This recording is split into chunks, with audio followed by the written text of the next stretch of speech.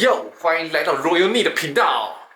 今天来谈谈一个对很多人都很重要的一个话题哦，那就是换工作的最佳时机。别忘了点击订阅，这样就不会错过我们每周更新啦。还有，如果你想每个月花一杯饮料的价格支持我的话呢，你可以考虑加入会员吧。会员课程每周都会有更新，并且有新的内容等着你哦。首先，让我们来思考一下你现在的职涯感受。你是否感觉到现在工作呢有点无聊，有点怠倦，甚至觉得自己没有任何的成长性？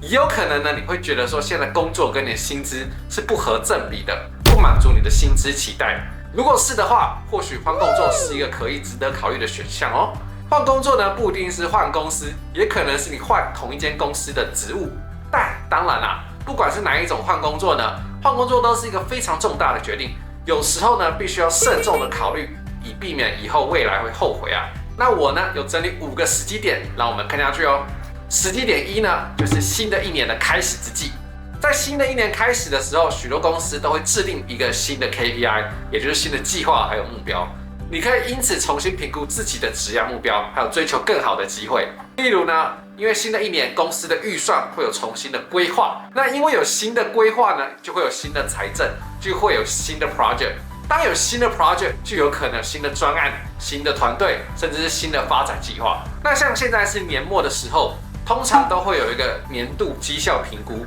那许多公司呢，就像是现在是在年底进行做一个评估，那可能导致一些人员做一些变动，包括 promote 啦，就是晋升啊、调薪啊，或是一些重新分派你的职权、你的职责。你也可以利用这些时机点谈论你可以你的新的发展计划这样子。同时呢，在新的年的开始，很多公司都会强调说我们的核心价值是什么，我们的公司文化是什么。你也可以去重新审视一下，说，你明年的这个公司文化、这个公司价值呢，到底符不符合你心中的期望值？我举个例来说，我之前遇到的状况，通常都是，例如我明年呢，可能要发展一个数位转型的计划，所以呢，我们需要非常多数位转型相关的工程师。那最大的就是 IT 或是软体工程师，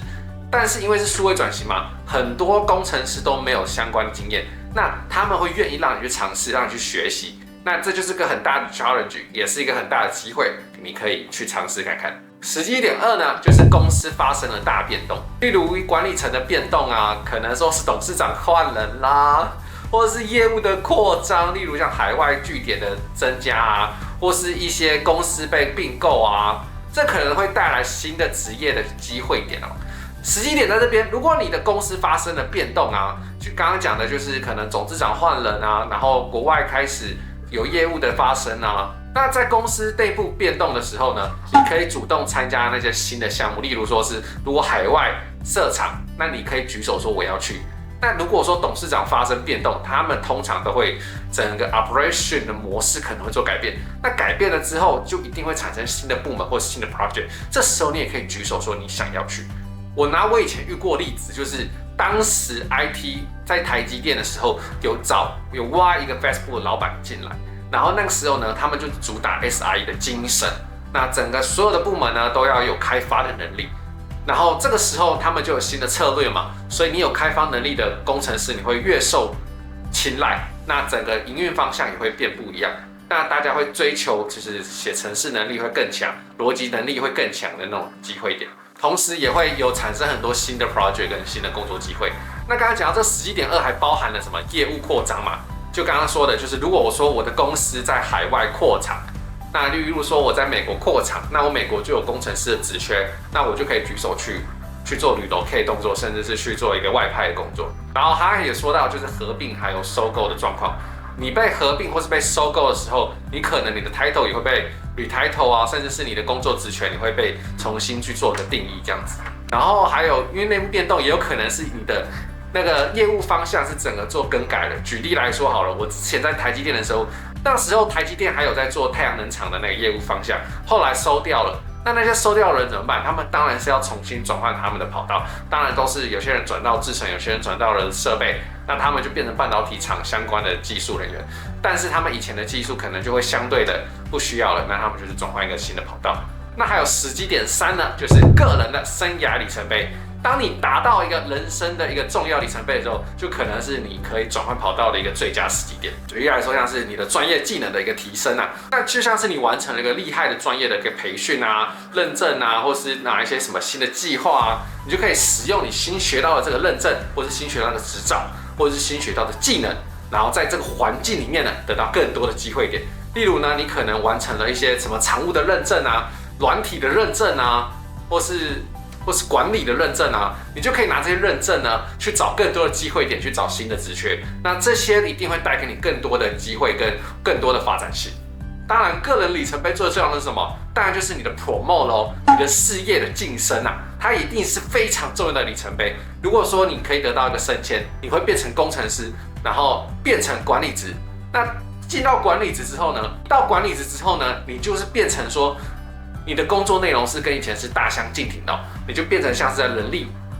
管理方面，以及你的整个 project 的掌握度要做更厉害的分配，你的技能数就会跟以往不同，那点的也会越广，那同时你的机会点也会更多。当然，你的学位获得也是一个里程碑，这个也是你的人生的机会点。有些人呢，在经济不好的时候就会去读硕士，那利用这个时间呢，得到一个新的证照，得到一个新的毕业证书。那这个时候呢，你就有更多的机会可以做你更多想做的事情。当然，还有最直观的就是5年啊、10年啊，那些工作经验也是一个非常大的里程碑哦。当你例如我在 GG， 我在台积电工作了5年，那我会对自己说，我已经有工作5年了，那5年它就是一个里程碑了。这5年的经验呢，你就可以去外面去做个面试，那这5年绝对不会是白费的。再来时机点4，就是你的生活变动。个人的生活的变动也可能影响到你对职业的看法，成为一个整个转换工作的一个时间点哦。我们最简单的就是地理位置的变动，举例来说，你可能嫁人了，或是想要去回家乡工作啊，它这种都是一个非常重要的考虑因素。例如我朋友啊，他最近要结婚了，那当然是他老婆是在台南，那他只好想办法再换到南部的工作去这样子。那自己的职业目标还有价值观的变动，它随着个人的成长和发展，你的职业目标还有价值观都可能会不一样。你可能要寻找更有意义的工作，寻求更高的工作满足感，或者呢，在职业生涯中寻求各种的平衡。你在这种情况下，通常都会主动去寻找更符合自己的价值观的工作机会。那最重要的，我觉得应该是时机点5，主要就是市场的机会，也就是现在的经济好坏。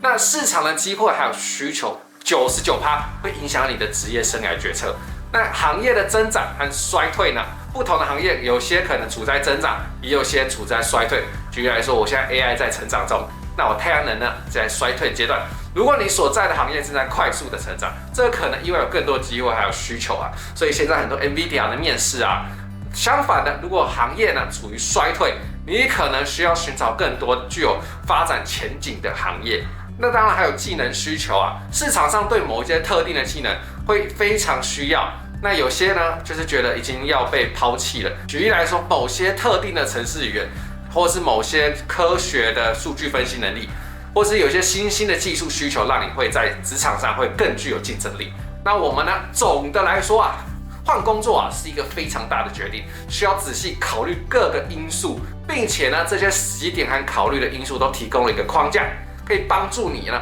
判断是不是可以换工作的最佳时机点。你记得做出决定前呢，应该要深入了解自己的职业目标是什么，还有价值观，还有市场机会，以做出更明智的选择。最后呢，谢谢大家的收看，也感谢特别支持我的那一些朋友们啊，